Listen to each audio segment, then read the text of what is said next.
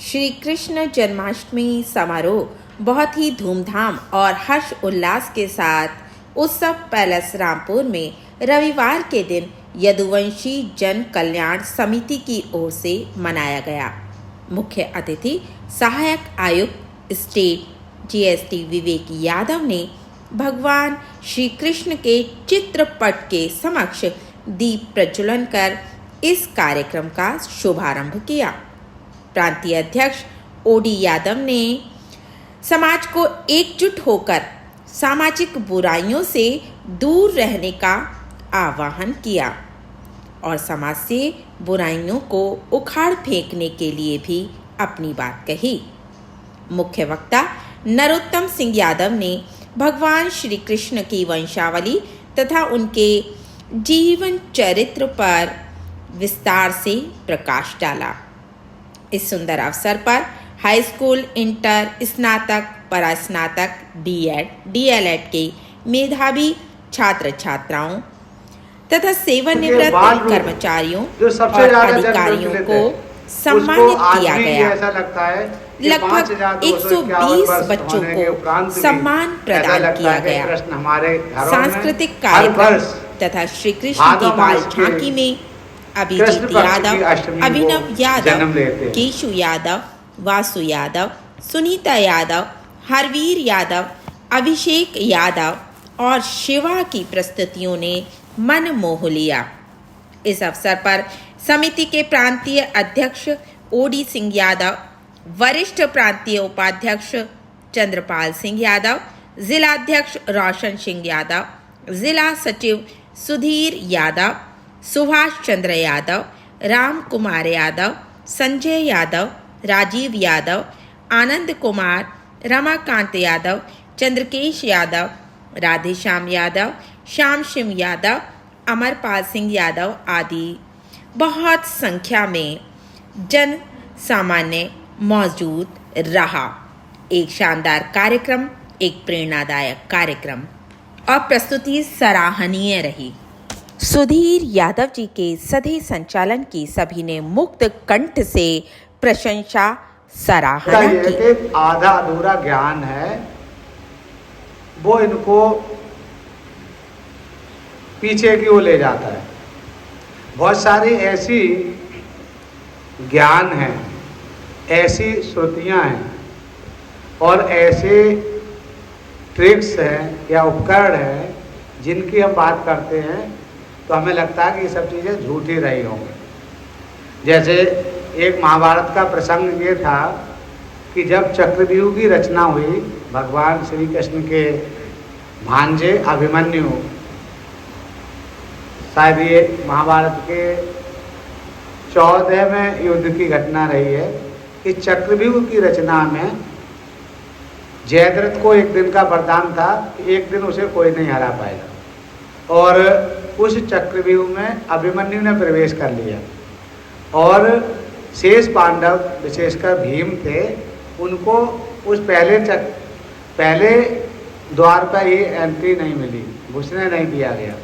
तो वहाँ पर उस द्वार के पहरेदार में कुलगुरु द्रोणाचार्य थे।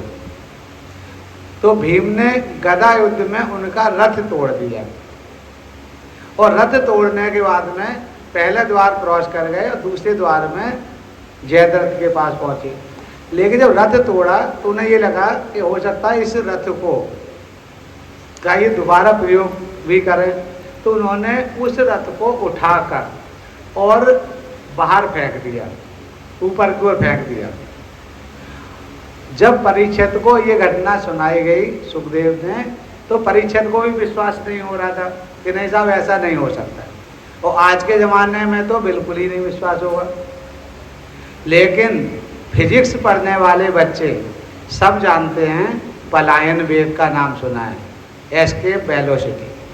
यदि इस पृथ्वी से अगर हम किसी ढेला या किसी वस्तु को फेंकें तो हमारी ताकत के अनुसार ऊपर जाएगी और ऊपर से नीचे आ जाएगी। लेकिन यदि हम 8 किलोमीटर प्रति सेकंड, नोट कर लीजिएगा, बच्चों को पता होगा, 8 किलोमीटर प्रति सेकंड के वेग से यदि हम किसी भी वस्तु को ऊपर की ओर फेंकें तो वो वस्तु पुनः दोबारा पृथ्वी पर वापस लौट के नहीं आएगी।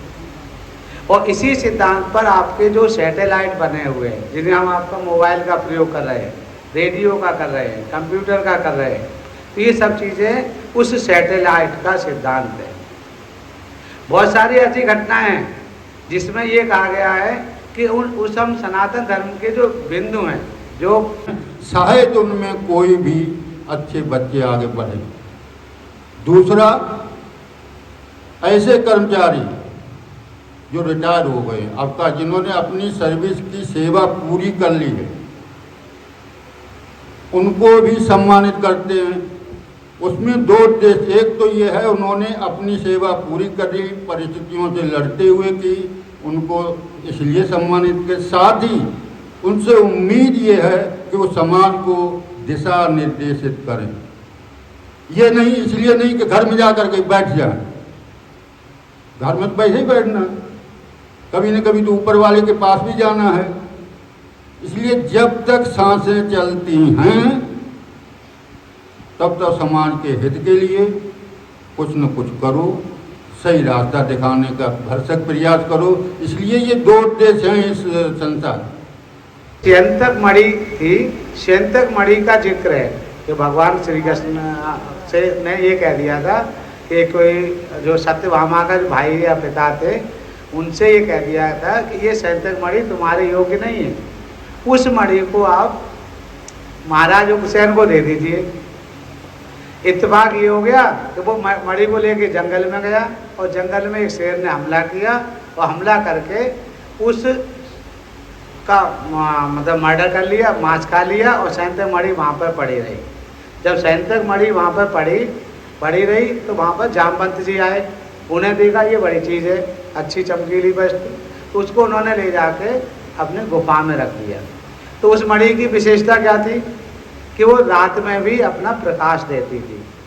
अब आप लोग कह सकते हो अगर ये उस समय थी तो आज की डेट में कहाँ है?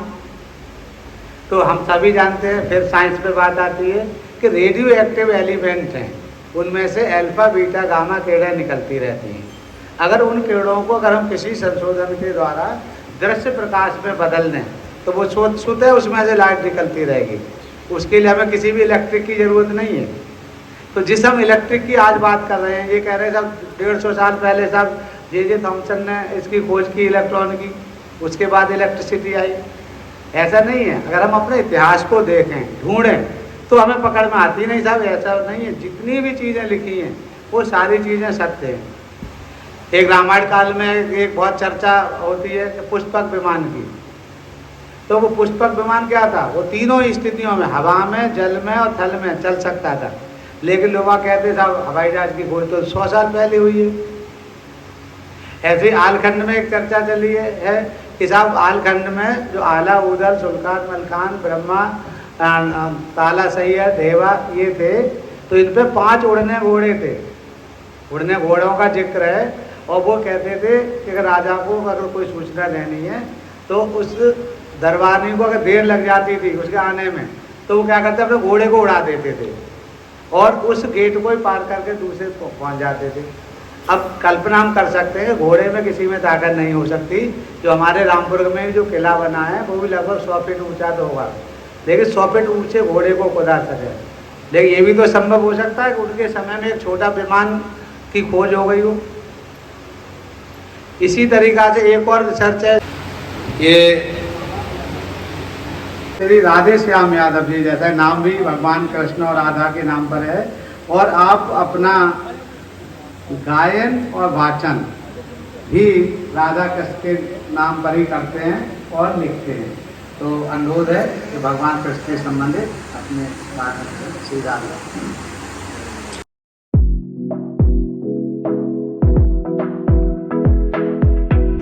रूपी विशालाक्षी ओम नमो। जब भगवान श्री कृष्ण दुर्योधन को समझाने के लिए हस्तिनापुर गए थे, मैत्री की राह बताने को, सबको सुमार्ग पर लाने को, दुर्योधन को समझाने को, भीषण विध्वंस बचाने को भगवान हस्तिनापुर आए, पांडव का संदेशा लाए। दो न्याय अगर तो आधा दो, पर इसमें भी यदि वादा हो तो दे दो केवल 5 ग्राम रखो अपनी धरती तमाम, हम वहीं खुशी से खाएंगे परिजन पर हंसी ना उठाएंगे। दुर्योधन वह भी दे न सका, आशीष समाज की ले न सका, उल्टे हरि को बांधने चला, जो सा असाध्य साधने चला। जब नाश मनुष्य पर छाता है पहले विवेक मर जाता है। भगवान श्री कृष्ण बोले कि भाई देखो ज्यादा नहीं दे सकते तो 5 ही गांव दे दो, लेकिन एक अहंकारी व्यक्ति वो भी नहीं दे सका और भगवान को चैलेंज करने लगा। तब श्री कृष्ण जी ने हुंकार की कि हरि ने भीषण हुंकार किया, अपना स्वरूप विस्तार किया, डगमग डगमग दिग्गज डोले। भगवान कुपित होकर बोले, जंजीर बढ़ाकर साध मुझे, हाँ हाँ दुर्योधन बांध मुझे। यह देख गगन मुझमें लय है, यह देख पवन मुझमें लय है, मुझमें विलीन झंकार सकल, मुझमें लय है संकार सकल। अमृत फूलता है मुझमें, संहार झूलता है मुझमें, उदयाचल मेरा दीप्त भाल, भूमंडल वक्ष स्थल विशाल भूत, परिधि बंद को घेरे हैं, मेनाक मेरूपक मेरे हैं, दीप्ते जो ग्रह नक्षत्र निकर सब है मेरे मुख के अंदर। दृढ़ हो तो दृश्य अकांड देख, मुझमें सारा ब्रह्मांड देख, चर अचर जीव चर क्षर नक्षर नश्वर, मनुष्य सुरजाति अमर, शतकोटि सूर्य शतकोटि चंद्र, शतकोटि सरितसर सिंधु मंत्र, शतकोटि विष्णु ब्रह्मा महेश, शतकोटि विष्णु जलपति धनेश, शतकोटि रुद्र शतकोटि काल, शतकोटि दंडधर लोकपाल। भगवान श्री कृष्ण बोले, जंजीर बढ़ाकर साध इन्हें, हाँ हाँ दुर्योधन बांध इन्हें। भूलोक अतल पाताल देख, गद और अनागत काल देख, यह देख जगत का आदि सृजन, यह देख महाभारत का रण, मृतकों से पटी हुई भू है, पहचान कहाँ इसमें तू है। अंबर में कुंतल जाल देख, पदगे नीचे पाताल देख, मुट्ठी में तीनों काल देख, मेरा स्वरूप विकराल देख, सब जन्म मुझी से पाते हैं फिर लौट मुझी में आते हैं। जिभा से करती ज्वाल सघन, सांसों में पाता जन्म मगन, पड़ जाती मेरी दृष्टि जिधर, हंसने लगती है सृष्टि उधर, मैं जभी मूलता हूँ लोचन, छा जाता चारों ओर मरण। फिर भगवान श्री कृष्ण कहते हैं दुर्योधन से कि बांधने मुझे तो आया है, जंजीर बड़ी क्या लाया है। यदि मुझे बांधना चाहे मन पहले तो बांध, अनंत गगन सूने को साध न सकता है, वह मुझे कब बांध सकता है। हित वचन नहीं तूने माना, मैत्री का मूल्य न पहचाना, तो ले मैं भी अब जाता हूँ, अंतिम संकल्प सुनाता हूँ, यातना नहीं अब रण होगा, जय जीवन जय आगे मरण होगा। टकराएंगे नक्षत्र निकर, बरसेगी भू पर वहनी प्रकर, फल शेष नाग का डोलेगा, विकराल काल मुख खोलेगा। दुर्योधन रण ऐसा होगा फिर कभी नहीं जैसा होगा, भाई पर भाई टूटेंगे, विषवाण भूत से छूटेंगे, बायश गाल सुख लूटेंगे, सौभाग्य मनुष्य के फूटेंगे, आखिर तू भूषाई होगा, हिंसा पर दाई होगा। थी सभा सन्न सब लोग डरे, चुप थे या थे बेहोश पड़े, केवल 2 नर न आघाते थे, धृतराष्ट्र विदुर सुख पाते थे, कर जोड़ खड़े प्रमुद निर्भय, दोनों पुकारते ते जय जय। जय श्री कृष्ण। बस गए हैं कान्हा के मन में आज, रसीले नैना राधा के। ओ बस गए हैं कान्हा के मन में आज, रसीले नैना राधा के। और एक समय नंद बाबा संग में कान्हा ब्रज में आए, हाँ एक समय नंद बाबा संग में कान्हा ब्रज में आए। और पिता संग देखा राधा को मन में अति हर्षाए, हाँ पिता संग देखा राधा को मन में अति हर्षाए। और राधा संग में बात करत बातों में ही नैन चुराए रे, रसीले नैना राधा के। ओ बस गए हैं कान्हा के मन में आज, रसीले नैना राधा के। अरे खुद को ईश्वर कहते हो तो जल्दी अपना नाम बताओ, अरे खुद को ईश्वर कहते हो तो जल्दी अपना नाम बताओ। इतना सुनते ही माधव का रीरन पूरा डोल गया, 3 लोग का स्वामी फिर बेहद गुस्से में बोल गया।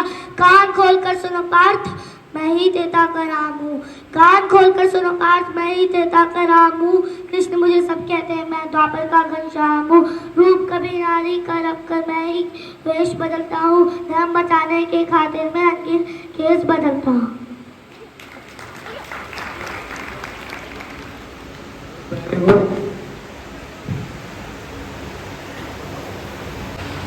ये